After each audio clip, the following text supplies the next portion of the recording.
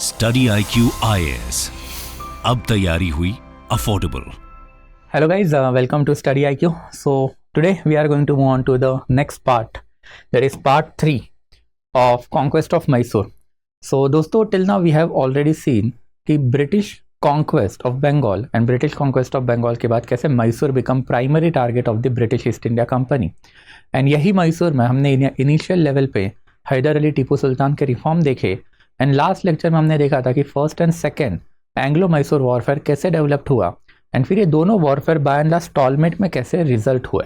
In fact first warfare में टीपू हैदर अली को certain level की एक जीत हमको दिखाई दी है, सर्टन लेवल का एक विक्ट्री हमको दिखाई दिया है। But in second Anglo Mysore warfare में we can clearly see it was a stalemate and by 1784 the things were develop, जो हमने देखे भी थे कि international situation and Indian situation कौन सी डेवलप्ड हुई थी जिसके वजह से Tipu Sultan ultimately decided to go for the peace and एक peace treaty, that is peace treaty of Mangalore sign भी हुई थी। But there after 1784 onward only हम लोगों को वापस से tension in between Mysore and British East India company दिखाई दिया है। एंड इसी कैपेसिटी में हमको देखना पड़ेगा कि ये जो थर्ड एंग्लो मैसूर वॉरफेयर जो है ये एग्जैक्टली डेवलप कैसे हुआ एंड आफ्टर ये वॉरफेयर में टीपू सुल्तान हारा कैसे। तो that is something that we are going to discuss. तो again will see a brief background कि वॉरफेयर डेवलप्ड होने के पीछे रीज़न क्या थे। ना सबसे पहला एंड प्राइमरी रीज़न जो हम लोगों को वॉरफेयर डेवलप्ड होने के पहले जो समझना पड़ेगा is basically related to the arrival of Lord Cornwallis in our country. Lord Cornwallis की पर्सनैलिटी काफ़ी सिग्निफिकेंट पर्सनैलिटी है because it was Lord Cornwallis who was approach by British government to come and handle British East India Company's empire in our country.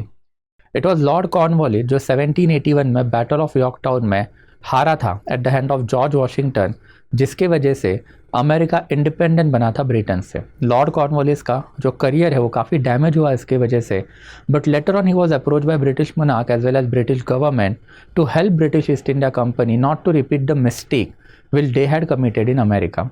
And that's why Cornwallis, when he had arrived in our country in 1786, he had single-minded agenda of securing East India Company's empire within country.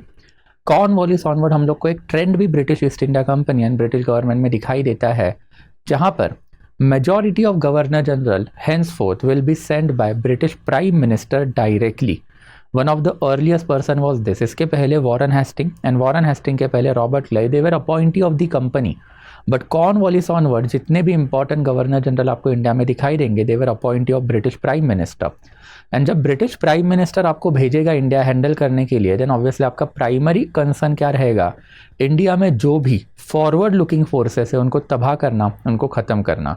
And Cornwallis realise the same thing despite having Pitt's India Act 1784, जो हमने कल देखा भी था।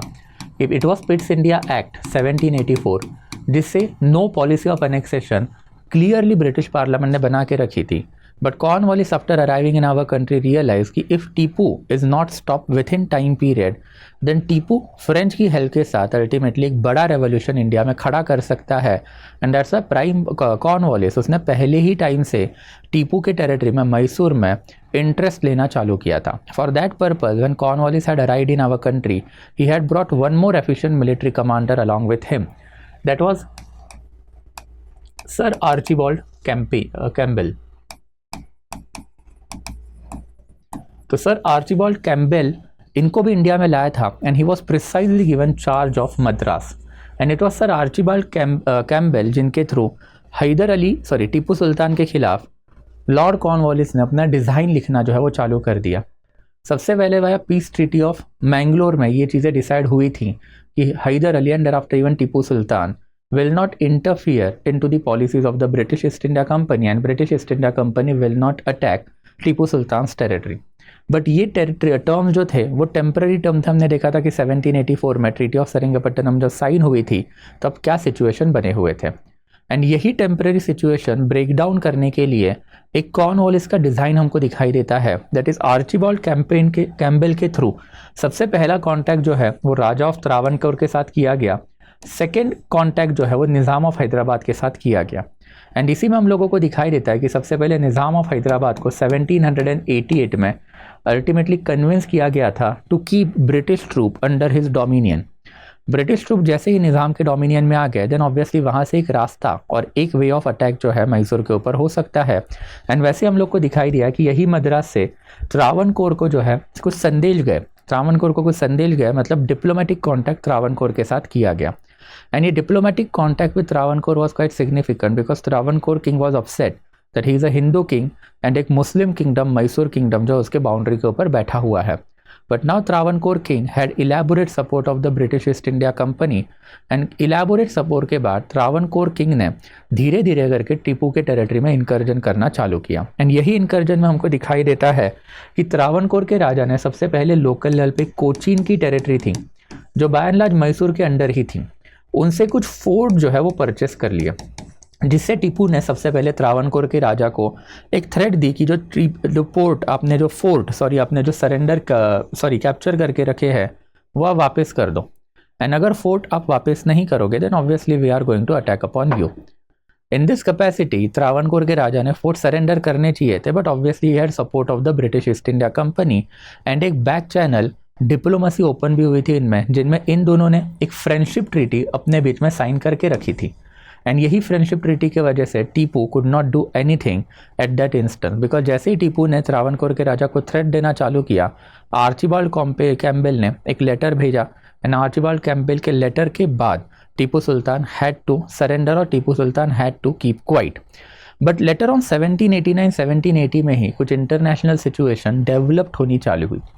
सबसे पहले 1789 is the year which is quite significant because इसी साल में फ्रेंच रेवोल्यूशन चालू हुआ। एंड फ्रेंच रेवोल्यूशन चालू हुआ मतलब obviously French position where was at its weakest, and French position जब वीक रहेगी देन टीपू सुल्तान फ्रेंच की हेल्प नहीं ले पाएगा। नेक्स्ट इंपॉर्टेंट एस्पेक्ट इसी पीरियड में हमको दिखाई देता है कि सर आर्चिबाल्ड कैंपेन जो है ही टुक रिटायरमेंट 1789 में, he went back to London and उनके जगह एक नया बंदा दैट इज़ जॉन हॉलैंड आ चुका था। एंड जॉन हॉलैंड कॉर्नवालिस इनके रिलेशन ज़्यादा कुछ अच्छे नहीं थे। एंड इसी टाइम पीरियड में लोकल लेवल पे वापस से कोचीन एंड देयरआफ्टर त्रावणकोर के बीच में रिलेशन जब बढ़ने लग गए तो in order to control the situation Tipu ने अपनी आर्मी जो है वो मालाबार कोस्ट के अराउंड भेजनी चालू की। जैसे ही मालाबार कोस्ट के अराउंड आर्मी भेजी तो जो फ्यूजिटिव थे, रिवॉल्टियर थे, वो भाग के नीचे चले गए त्रावणकोर के राजा के पास एंड इवन कोचीन के पास। एंड यहीं पे टीपू ने वापस से 1790 में राजा ऑफ त्रावणकोर को थ्रेट दी। एंड टीपू रियलाइज कि this particular situation is quite right because French India में अब नहीं है, तो ये सोच के ब्रिटिशर्स जो है थोड़े से लीनियंट हो चुके हैं। Second important aspect, Archibald Campbell has retired and John Holland के रिलेशन कॉर्नवालिस के साथ इतने अच्छे दिखाई नहीं देते, तो माइट भी Madras government and Calcutta government इनमें कोऑर्डिनेशन ना हो। And thereafter Tipu also had verbal agreement or some sort of the verbal agreement with Marathas and thereafter Nizam कि अगर लोकल लेवल पे कुछ skirmishes होती है तो obviously this two people will remain neutral. Obviously this was something that was verbal, तो इसके ऊपर अध्ययन करना कुछ ज़्यादा जो है इसके लिए मराठाज एंड निज़ाम के लिए बाइंडिंग नहीं था। एंड हुआ भी वही, ultimately Tipu decided to take risk and Tipu ने डायरेक्टली अटैक कर दिया किसके ऊपर, तो त्रावणकोर के ऊपर। एंड जैसे ही टीपू ने त्रावणकोर के ऊपर अटैक कर दिया, Madras declared warfare and the Tipu and फिर अल्टीमेटली फिर Calcutta that is British East India Company का administration it also had to enter into free. Finally warfare चालू हुआ है जिसमें कुछ वॉरफेयर में टीपू जीतता हुआ भी हमको दिखाई दिया है। तो जनरल मीडोस के अंदर सबसे पहले ब्रिटिश ईस्ट इंडिया कंपनी के फोर्सेस को हराने का काम टीपू सुल्तान ने किया। बट लेटर ऑन 1791 में Lord Cornwallis himself decided to march towards south. And जब लॉर्ड कॉर्नवालिस खुद आ रहा है, ये न्यूज़ निज़ाम के पास, मराठास के पास पहुंची, then Nizam and Maratha had no other option but to support Lord Cornwallis. हम पहले ही देख चुके हैं कि ब्रिटिशर्स के साथ मराठास ने पीस ट्रीटी साइन करके रखी थी 20 ईयर की। And even Nizam by and large was puppet under the hand of the company. जब तक लोकल एडमिनिस्ट्रेशन इन्वॉल्व था, मराठास निज़ाम उसमें मस्ती कर रहे थे। बट अब Cornwallis himself is coming down and that's why फिर कॉर्नवालिस को सपोर्ट करने के लिए मराठास के साथ साथ निज़ाम के फोर्सेस जो है कॉर्नवालिस के साथ ज्वाइन इन हुए। एंड अल्टीमेटली सेरिंगपट्टनम के ऊपर 2 बार अटैक करना पड़ा। एंड जब 2 बार अटैक हुआ तब जाके अल्टीमेटली सेरिंगपट्टनम जब फॉल हुआ, Tipu had to surrender and Tipu ने एक ट्रीटी ऑफ सेरिंगपट्टनम साइन की। नाउ ट्रीटी ऑफ सेरिंगपट्टनम के कुछ इंपॉर्टेंट टर्म जो आपको ये मैप में ही दिखाई देंगे कि टीपू के पास से सर्टेन टेरिटरी निकाल ली गई। इसमें से जो इंपॉर्टेंट टेरिटरी थी दैट इज बेसिकली माहे के अराउंड, साउथर्न कोयम्बटूर के अराउंड एंड ये वाली, ये कंपनी की टेरिटरी दी गई। देयर आफ्टर एक गुंटूर वाला एरिया वो निज़ाम को दे दिया गया, एंड देयर आफ्टर यहाँ पे आपको दिखाई देगा कि गोवा के साउथर्न एरिया में जो एरिया है ये मराठास को अल्टीमेटली दिया गया। Names are not that important, याद रखना तो आप रख सकते हो कि पेशवा को कौन सी टेरिटरी मिली, देयर आफ्टर फिर निज़ाम को कौन सी टेरिटरी मिली, एंड कंपनी जो है बेसिकली उनको कौन सी टेरिटरी इसमें मिली। तो कंपनी ने टीपू की सर्टन टेरिटरी अपने पास ले ली। अपने पास लेने के बाद टीपू के ऊपर ऑलमोस्ट 3 करोड़ रुपए का वॉर इंडेमनिटी भी डाला। रफली 3.3 CR का वॉर इंडेमनिटी टीपू के ऊपर डाल दिया, एंड वॉर इंडेमनिटी डालने के बाद एक म्यूचुअल पीसफुल फ्रेंडशिप ट्रीटी जो है वापस से साइन हुई, जिसमें टीपू कंपनी के ऊपर अटैक नहीं करेगा एंड कंपनी टीपू के ऊपर अटैक जो है वो नहीं करेगी। And that is where we can clearly see कि 1792 के अराउंड ऐसे क्या सिचुएशन डेवलप्ड हुए थे जिसकी वजह से टीपू को सरेंडर करना पड़ा। इनफैक्ट अगर हम लोग एक्चुअल हिस्ट्री देखें तो टीपू सुल्तान ने जो सरेंडर किया था it was with the hope कि कुछ लीनियंट टर्म्स उसके ऊपर डाले जाएंगे, एंड लीनियंट टर्म डालने का जैसे मराठास एंड निज़ाम का राज चल रहा है वैसे उसका राज भी चलेगा।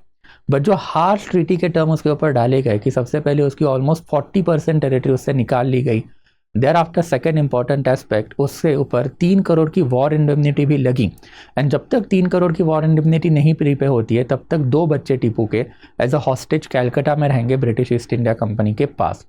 And for that purpose Tipu was always seething with anger कि उसको तो बताया गया था कि भाई लीनियंट टर्म्स होंगे, बट टर्म्स काफ़ी क्या हुए, हार्श हुए, and that's why later on 4th Anglo Mysore war develop भी हुआ। बट उसके पहले हम लोग को थोड़ा सा एनालिसिस देखना पड़ेगा कि वाई टीपू सरेंडर। टीपू के सरेंडर में सबसे इंपॉर्टेंट एंड प्राइमरी एस्पेक्ट है ब्रिटिश मिलिट्री सुप्रीमसी, जिसकी लेटर ऑन मैंने आपको बोला था कि जब बैटल ऑफ पानीपत करेंगे तो उसके बाद मैं थोड़ा सा एक मैं आपको ब्रीफ दूंगा कि ब्रिटिश मिलिट्री सुप्रीमसी हमेशा मानी क्यों जाती थी। वैसे ही फिर participation of the Indian kingdom on the side of British East India company, जिसमें कुछ इंपॉर्टेंट नाम हो सकते हैं परशुराम भाऊ, हरिपंत ऑफ मराठा एंड केशव पिल्ला of Travancore that fought on the side of the British East India company. तो ब्रिटिश ईस्ट इंडिया कंपनी के लिए लोकल लेवल के सप्लाई लाइन भी ओपन थे। लोकल जियोग्राफिकल नॉलेज जो कोई भी इन्वेडर को या फिर कोई भी मिलिट्री कमांडर को लगेगा वो भी इनके पास अवेलेबल था, and that's why we can consider कि लोकल लेवल का नॉलेज जो इनके पास था इसके वजह से एंड thereafter जो वैलर हिंदू आर्मी में था उसके वजह से टीपू सुल्तान अल्टीमेटली हारा and he had to surrender. French inability to help, ये भी हम देख चुके कि 1789 में फ्रेंच रेवोल्यूशन जैसे ही वहाँ पे चालू हुआ majority of the French officer अपना इंडिया का सेटलमेंट छोड़ के फ्रांस में भाग चुके थे in order to save their family और in order to save their position, and French were in no way capable to help Tipu Sultan during this period of time, and inability of the Tipu to comprehend Lord Cornwallis design. In fact Tipu को ये चीज़ कभी पता ही नहीं चली, त्रावणकोर वाला issue जिसमें वो internally घुसता जा रहा था, ये इशू एक्चुअली कॉर्नवालिस ने तो डिज़ाइन करके रखा है। कॉर्नवालिस के थ्रू इनिशियल पीरियड में आर्चिबाल्ड कैम्पबेल ने त्रावणकोर को हिम्मत दे के रखी थी कि they can go against Tipu Sultan. Later on John Holland Madras के गवर्नर जब बने तो जॉन हॉलैंड भी by and large was in consonance with this policy, बस उनका कॉन्टैक्ट डायरेक्टली इनके साथ कॉर्नवालिस के साथ नहीं था, बट अल्टीमेटली कॉन्टैक्ट भले ही नहीं होगा तो भी डिज़ाइन तो कॉर्नवालिस का ही था, एंड कॉर्नवालिस देख रहा था कि अगर टीपू वॉरफेयर खेलता है करता है तो टीपू को हराने का अच्छा मौका मिलेगा, एंड फिर दिस पर्टिकुलर मौका has to be harness. Cornwallis ने किया भी वही, and Cornwallis was one of the most significant military commander during that period of time across world.